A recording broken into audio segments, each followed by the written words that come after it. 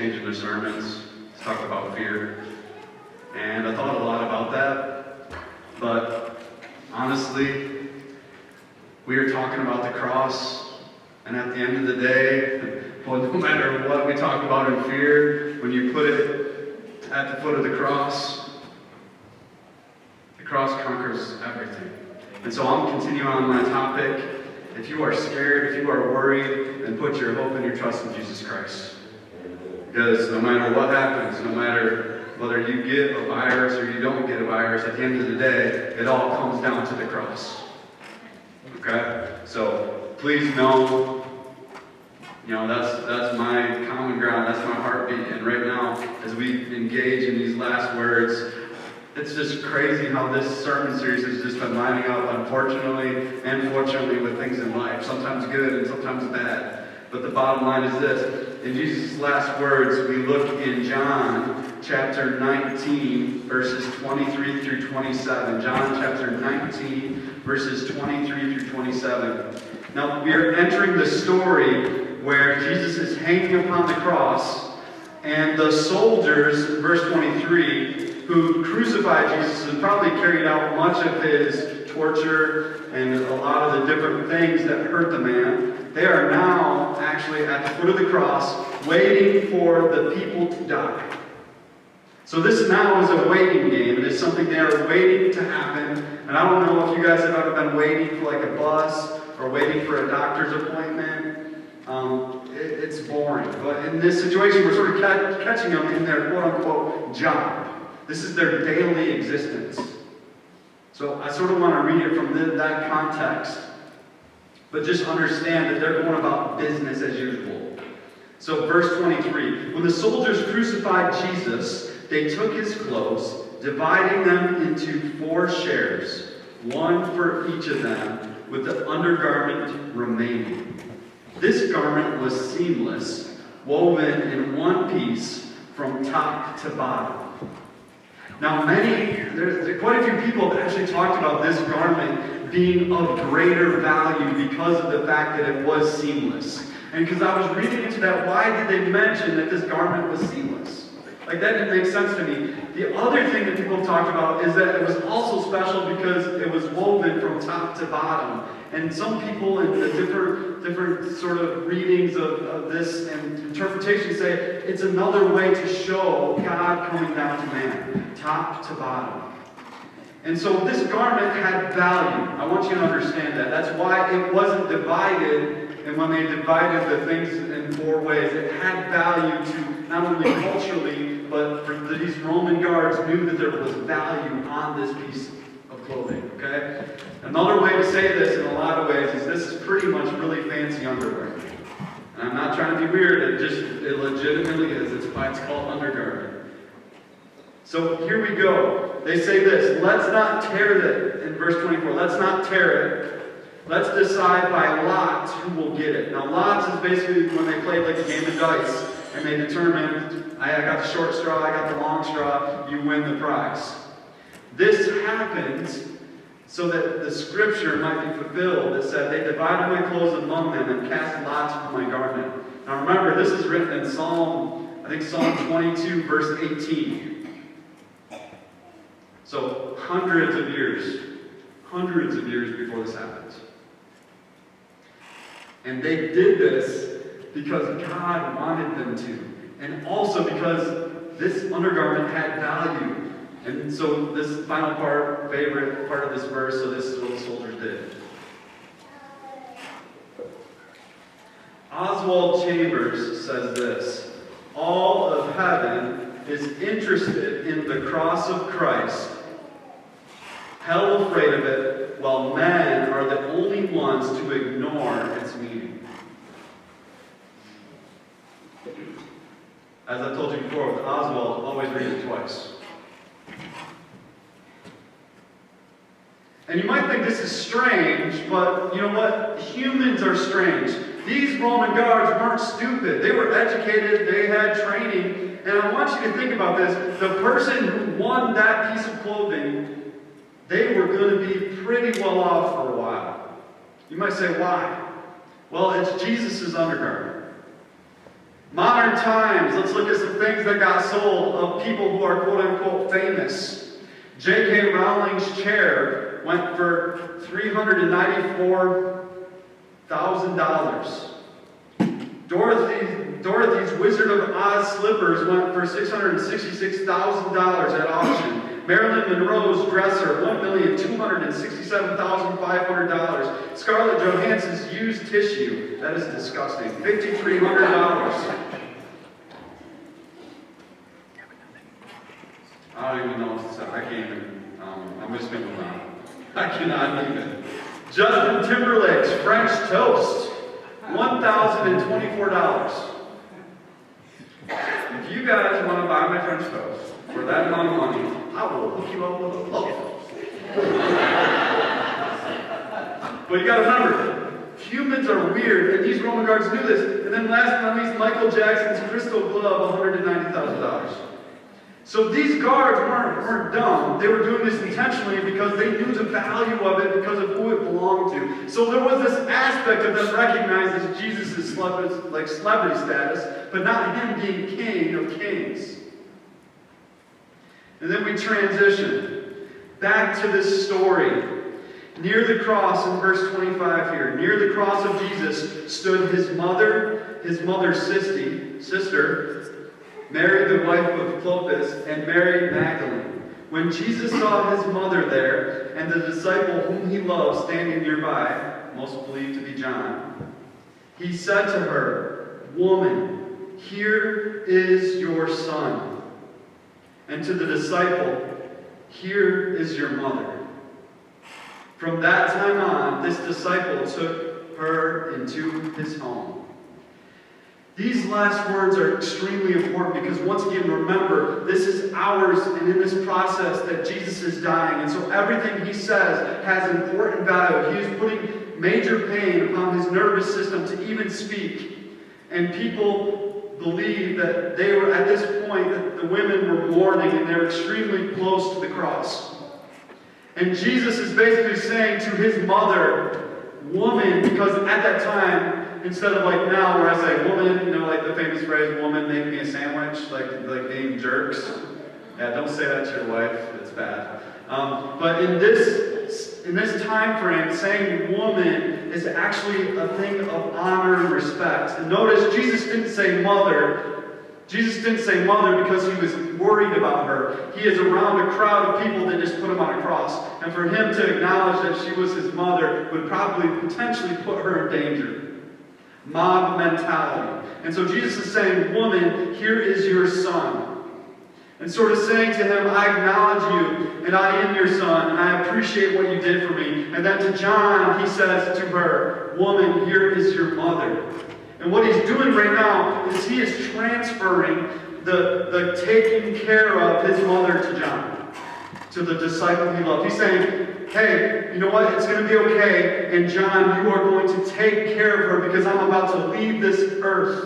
Because even in the midst of all this, even in the midst of the guards basically selling and dividing his clothes, he is more concerned about his mother and about her well-being than he is about the fact that he's up on a cross dying. And this is the heart and the life and who Jesus is. He is always looking out beyond his own predicament and caring for those people around him.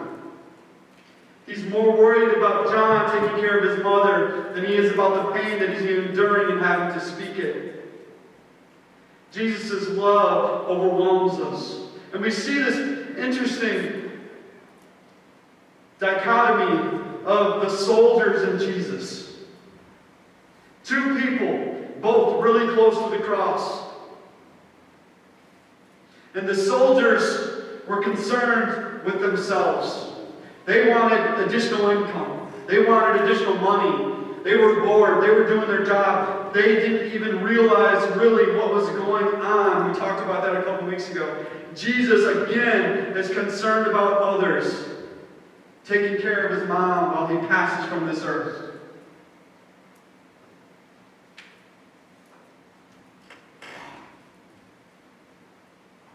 When we trust God to sovereignly provide for us, we become free from selfish preoccupation and free to concern ourselves with serving God.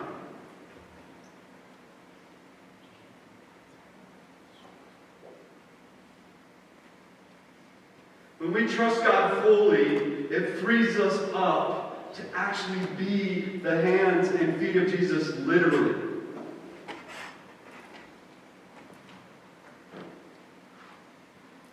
Church, we need to really see this right now in our current time.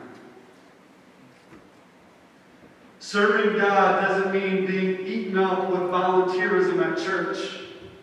Instead, serving God looks like joining with Him in His purposes by loving people. When we are fulfilling God's call on our lives, we will be serving those around us with a sense of purpose.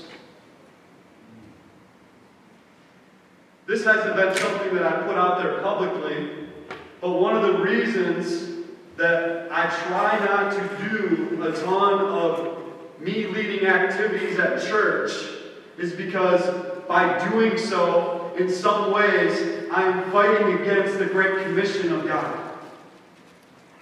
If I had an activity here every night of the week, I might enjoy it and we might become closer friends, but are the people who are not going to this church that are outside these walls, are they going to show up, or do we need to leave these walls and go meet them where they're at?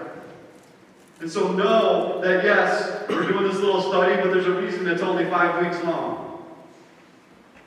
Because after that study, after we are equipped and empowered, we're going to go out and be the kind of person that Jesus needs us to be, the ambassador that He calls us to be, the light to the darkness. And more so now, in the current environment, how should Christians behave when there is fear and a lot of uncertainty flying around, when parents are not sure they're going to be able to pay their mortgage and their electric bill because they have to stay home and watch their kids? How much more ought we, the church, step up outside of the church and love the people around us and show up and ask our elderly neighbors, are you okay? Do you need me to pick up anything from the store for you? Do you need me to grab you groceries? Have you ever heard of Shipt? Have you ever heard of Instacart? Did you know that groceries can be delivered and you can pick them up in the parking lot? All these things, how much more ought we to do that?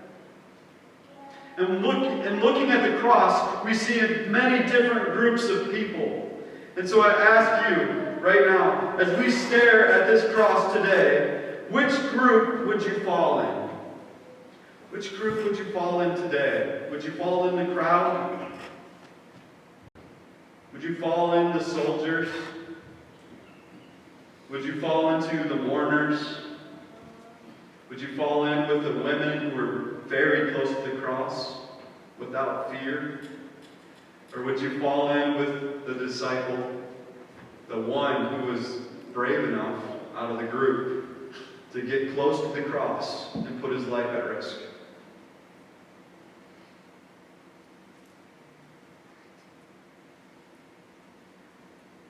I honestly haven't really loved preaching this series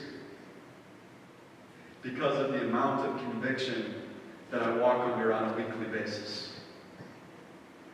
And I'll tell you what, it is tough when we live our life at the feet of the cross. Because sometimes it's like, I'm not good enough. I'm not good enough to be here. I'm not good enough to serve you, God. I'm not good enough to do this.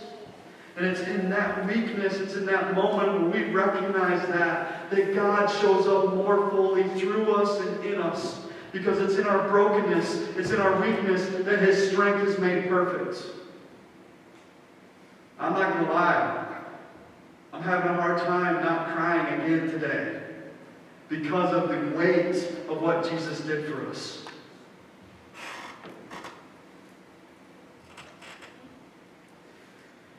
I hate to admit this, but so often we are the soldiers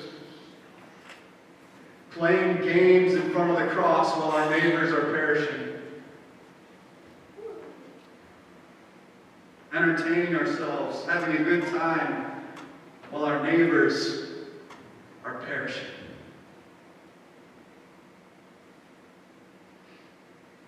But we can change that.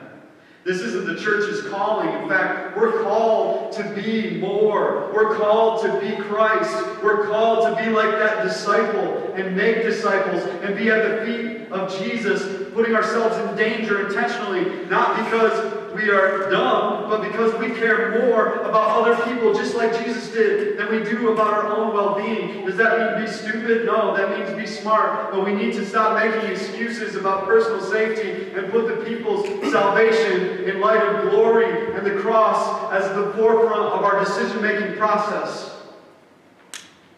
We need to walk out with the love and be the hands and feet of Jesus so that people recognize and stand up and say, I don't know why you're doing this. And you say, well, it's because of the cross. Trust me, I didn't want to be here today, but Jesus compelled me. And we look at this and we say, this question comes around again. We've been talking about this for a year. This is in the story of the Good Samaritan. On one occasion, an expert in the law stood up to test Jesus. Teacher, he asked, what must I do to inherit eternal life? What is written in the law? He replied, how do you read it? He answered, love the Lord your God with all your heart, and with all your soul, and with all your strength, and with all your mind, and love your neighbor as yourself. Jesus said, you have answered correctly. Do this, and you will live.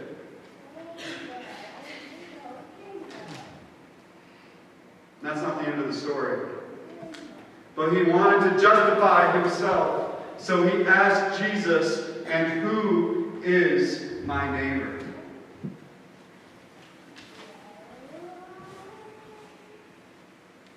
We have an opportunity, church, during this time of uncertainty, during this time where people are walking in a lot of fear, and a lot of anxiety, and a lot of hopelessness. We have an opportunity, church, to be the neighbor that the Bible talks about and to answer this question for God. And who is my neighbor? But maybe we ought to answer the question with another question. And who isn't your neighbor? That's probably a better question to ask. Who isn't your neighbor according to the Bible? I would like to know.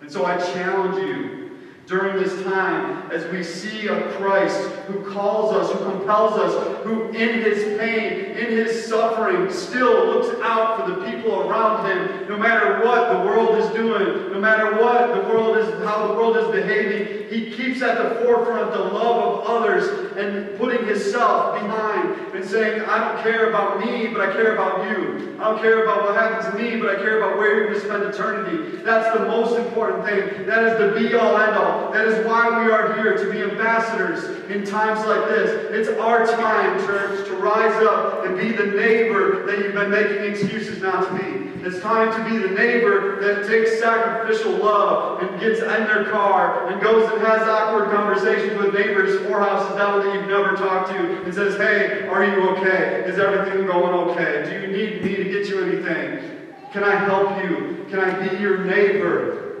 Why are you doing this? Because of Jesus, and that's it. Trust me, I'd rather be at home watching Netflix right now in my PJs, buying some French toast from Justin Timberlake for thousands of dollars.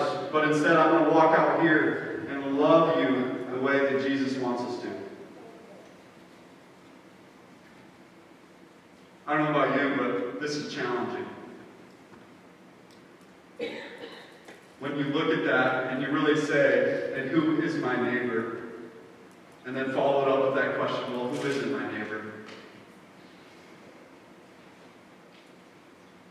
So today, church, as we keep in mind all the things that are going on around us, all the things that are going on within our hearts and our minds, how have you loved your neighbor in the past week?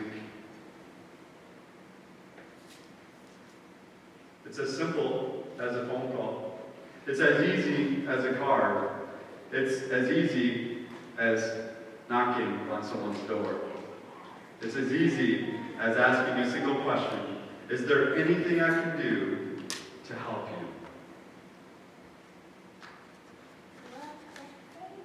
But yet, it's so hard, isn't it? It's so hard to work up the courage to do that. But I challenge you, looking at the cross, please be the neighbor that God calls you to be. Be like Jesus and put others above yourself. Bow your heads with me. Lord, you set a high bar. You set a high standard. And it's unattainable for us to reach except through you and through your grace and through your suffering and death upon the cross. Whether people are watching this online, at home, whether people are watching this a couple days from now, God, help us all, where we're at right now, put aside our fear, walk with an intelligence, and love people with action. Love people with using the resources that we have to help those that are the most vulnerable during this time. Helping those that are the most vulnerable during this time. God, help us be the hands and the feet of Jesus, and help us love with a love that conquers all fear, with a love that conquers everything. Lord, help us in the name and the power and the blood of Jesus Christ. Be who you created us to be. Just lift this up in your precious name. Amen.